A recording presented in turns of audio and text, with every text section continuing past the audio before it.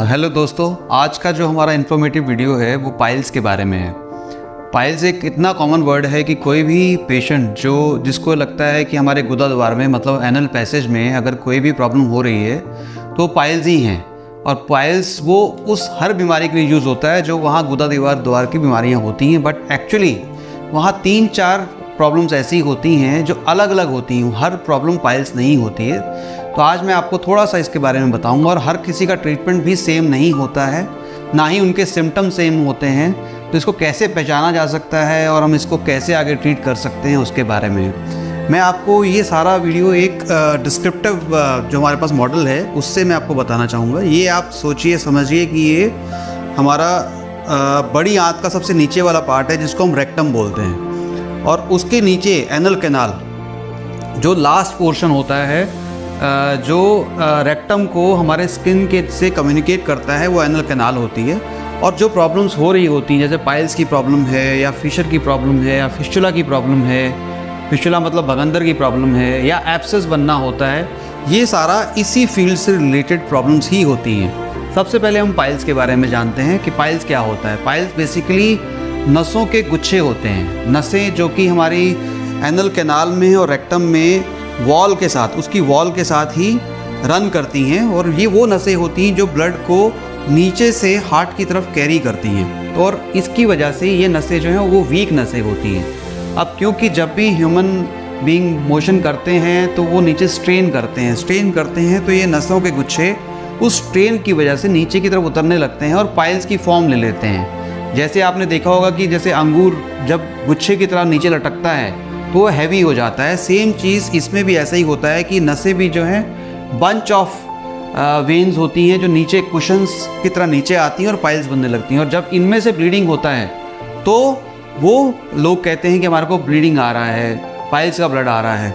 Basically जब भी piles में ब्लीडिंग होता है तो ये पेनलेस ब्लीडिंग होता है। इसमें कोई पेन नहीं होता है क्योंकि वहाँ पे पेन की सेंसेशन नहीं होती है। पाइल्स के अपने ग्रेड होते हैं और उनके हिसाब से ही उनका ट्रीटमेंट किया जाता है।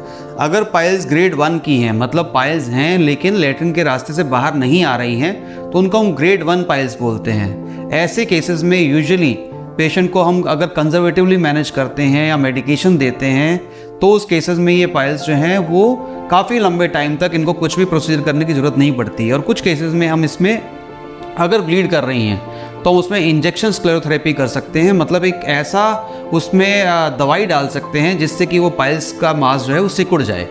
दूसरा होता है ग्रेड 2 पाइल्स। ग्रेड 2 पाइल्स का मतलब है गुच्छे बन गए हैं, मोशन करते हैं तो वो लैट्रिन के रास्ते से बाहर आते हैं, लेकिन जैसे ही हमने लैट्रिन कर लिया तो गुच्छे अपने आप से अंदर चले जाते हैं। इसको कहते हैं ग्रेड 2 पाइल्स। इसका जो ट्रीटमेंट है वो आजकल जो नया ट्रीटमेंट आया हुआ है लेज़र से, लेज़र का जो इफ़ेक्ट है वो इस ग्रेड की पाइल्स के लिए बहुत ही अच्छा है। लेज़र से ना तो बाहर कोई चीरा होता है ना ही कोई कट होता है और पेशेंट को कम से कम प्रॉब्लम होती है। एक ही दिन में पेशेंट डिस्चार्ज होकर घर चले जाते हैं और बहुत ही कम फॉलोअप की ज़रूरत पड़ती है। इसके जो नेक्स्ट स्टेप है वो है ग्रेड 3 पाइल्स। ग्रेड 3 पाइल्स का मतलब है वो पाइल्स जो मोशन करते हुए बाहर आए लेकिन अपने आप से अंदर नहीं गए। इसमें पेशेंट को अपनी फिंगर से उस पाइल मास को अंदर वापस डालना पड़ता है। ऐसे पाइल को हम ग्रेड 3 पाइल्स कहते हैं। और इसका जो बेस्ट ट्रीटमेंट होता है वो स्टेपलर टेक्निक से होता है। स्टेपलर टेक्निक से हम वो गुच्छे भी निकाल देते हैं और जो नीचे की तरफ मास लटकता है, जो लैट्रिन का रास्ता हमारा लूज़ हो गया है, उसको भी उस विधि से हम ऊपर की तरफ कर देते हैं। तो ये ग्रेड 3 पाइल्स के लिए बेस्ट मेथड है। ये भी सेम लेज़र की तरह ही होता है। इसमें भी 1 डे ही हमारे को हॉस्पिटलाइजेशन होता है और बाद में पेन भी बहुत ही कम होता है और पेशेंट 2-3 दिन में ही अपने काम पे वापस जा सकते हैं। अब बात आती है ग्रेड 4 पाइल्स की। ये उन पेशेंट के अंदर होते हैं जो ना तो ग्रेड 1 पे अपने आप को इस चीज़ को समझ पाते हैं, ना ग्रेड 2 पे कभी किसी डॉक्टर से सलाह लेते हैं, ग्रेड 3 पे भी कभी किसी डॉक्टर से सलाह नहीं लेते हैं। तो अल्टीमेटली उनके पाइल्स जो हैं वो गुच्छे बन के बाहर की तरफ ही आ जाते हैं और बाहर की तरफ आने के बाद वो अंदर भी नहीं जाते हैं फिंगर से, और उसमें फिर वो कॉम्प्लिकेशन हो जाती है, उसमें ब्लीडिंग होती है, उसमें स्वेलिंग आ जाती है, वो पाइल्स जो है सड़ जाते हैं और कई बार जो है उसमें इतना ब्लीडिंग होता है कि कंट्रोल करना मुश्किल होता है। अब ऐसे पाइल्स का ट्रीटमेंट जो है ना तो वो लेज़र ट्रीटमेंट से हो सकता है, ना इंजेक्शन ट्रीटमेंट से हो सकता है और ना ही स्टेपलर ट्रीटमेंट से हो सकता है। ऐसे पाइल्स को हमें बाहर से ही कट करना पड़ता है। ये पेनफुल प्रोसीजर होता है। इसमें पेशेंट को वहाँ लेटरिन के रास्ते की काफ़ी सफाई भी करनी पड़ती है और पेशेंट को सही होने में कम से कम 3 हफ्ते का टाइम लगता है। तो अगर पेशेंट हमारे पास सही टाइम पे आएँ और सही ग्रेडिंग पे हम उसका सही ट्रीटमेंट करें तो पाइल्स जो है वो क्यूरेबल हैं। बट क्या होता है कि पाइल्स के वर्ड से ही लोग जो है घबराते हैं और डॉक्टर के पास सही टाइम से नहीं आते हैं, जिसकी वजह से ये प्रॉब्लम हो रही होती है। नेक्स्ट अगर हम डिजीज़ डिस्कस करें, जो उसी ही एरिया की डिजीज़ होती है उसको कहते हैं फिशर। फिशर क्या है? फिशर एक तरह का कट है। अगर आप देखेंगे तो इसमें आप देखें कि जहाँ स्किन और अंदर का म्यूकोजा, वहाँ पे जहाँ पे उसका कम्युनिकेशन आ रहा है, जहाँ पे वो दोनों कनेक्ट कर रहे हैं, वहाँ अगर कट लग जाए तो उसको फिशर बोलते हैं। फिशर जो है वो यूजुअली तब होता है जब पेशेंट को बहुत ही हार्ड मोशन आए, जब उसने स्ट्रेन किया हो, तो जो जंक्शन है स्किन का और म्यूकोजा का वो बहुत ही ज़्यादा सॉफ्ट होता है और वहाँ जब कट लग जाता है उस कट की वजह से पेन भी बहुत ज़्यादा होता है और ब्लीडिंग भी होती है। बट इसमें पेन ज़्यादा होता है, ब्लीडिंग कम होती है। पाइल्स में उल्टा होता है, पाइल्स में ब्लीडिंग ज़्यादा होती है और पेन कम होता है। तो इस चीज़ से पेशेंट अपने आप से डिफरेंशिएट कर सकते हैं कि अगर उनको पेन बहुत ज़्यादा हो रहा है मोशन करने के बाद, उन्होंने स्ट्रेन किया है मोशन पास करते हुए, मोशन हार्ड आया है और सडनली पेन हो गया है, तो ये फिशर होने के लक्षण हैं रादर देन पाइल्स होने के लक्षण हैं। इसका ट्रीटमेंट डिफरेंट तरीके से होता है। इसका ट्रीटमेंट ऐसा नहीं कि इसमें लेज़र कर दिया जाएगा या इसमें स्टेपलर कर दिया जाएगा। इसमें मसल, जो लेटरिन के रास्ते में मसल होती है वो टाइट हो जाती है, जिसको हमें रिलीज़ करना पड़ता है।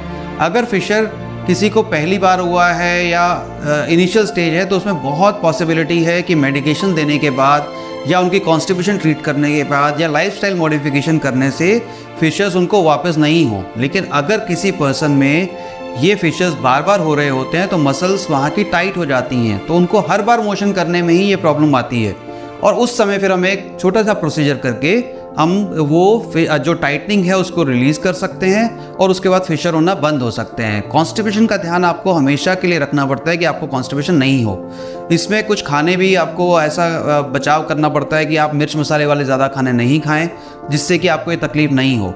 तीसरी प्रॉब्लम जो इसी एरिया की है उसको हम फिस्टुला बोलते हैं। फिस्टुला बेसिकली भगंदर, हिंदी में जो उसको बोला जाता है भगंदर बोला जाता है। बेसिकली लेटरिन के रास्ते के आसपास कहीं ना कोई पस फॉर्मेशन होता है जो इन्फेक्शन की वजह से हो जाता है, और वो पस फॉर्मेशन जब हो और वो सही तरीके से ड्रेन ना किया जाए और टाइमली ड्रेन ना किया जाए तो वो अपना, जब पस जो है एक लिमिट से ज़्यादा बढ़ जाती है और वो पस अगर फूट जाए तो उसका एक रास्ता जो है लेटरिन के रास्ते के अंदर खुल जाएगा और एक वो बाहर की तरफ अपना मुंह बना लेगा।